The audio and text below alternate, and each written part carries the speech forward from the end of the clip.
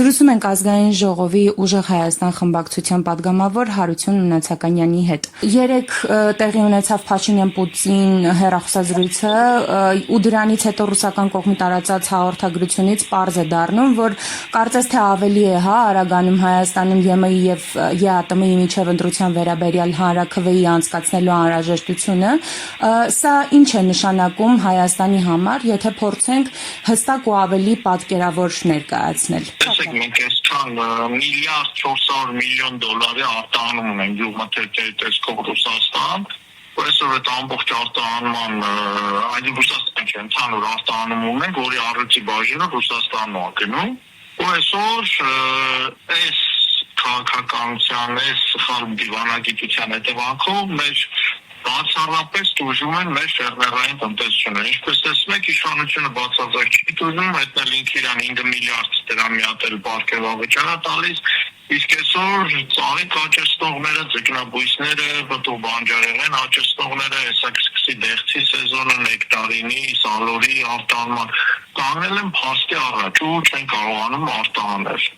Ինչ վերաբերում է ԵՄ շուկային, ես կխնդրեմ մի հատ վիճակագրություն ուզեիք, տեսնեիք ԵՄ ինչքան ապրանքը արտահանում է։ Ընդհանրապես այդ ցուցանիշներ, ուրիշ ոչ ոք պետք չի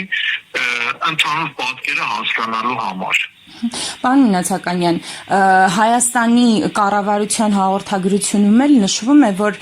նման հանրաքվե հնարավոր է միայն այն դեպքում, եթե Հայաստանը պաշտոնապես դիմի ԵՄ-ին անդամակցելու համար։ Սա ինչ է նշանակում։ Սխալ դիվանագիտության հետևանքը, հենց սխալ դիվանագիտության հետևանքը այն է։ Որ իրանք ոչ պաշտոնական դիմել են, ոչ էլ հույս կա ոտագա 10-20 տարվա հեռանկարում, որ ԵՄ-ն կընդունի որպես ԵՄ անդամ պետություն։ Ու նման քաղաքականություն իրականացնելու ամբողջ ազգին գցել կրակի մեջ, հենց այդ խոսում է կամ կոմպետենտության բացակայության մասին, կամ կոնկրետ միտումի մասին, որ Հայաստանի տնտեսությունը նման ձևով կաթված արի։ Այսինքն ինչ է արվում, միտումնավոր հետաձգվում է, թեկուզ հենց այդ ԵՄ անդամակցելու գործընթացը։ Պաշտոն է կաշկանդված լինելով չեմ կարող սենց բարձրաձայնել իմ կարծիքը հասկանալի պատճառներով։ Ես ասում եմ, ես հետևությունը թողում եմ մեր լսողին կամ ունկնդրին, ովքեր եթե գրավոր ձևը լինելու նյութը կարտացողին կամ լսողին։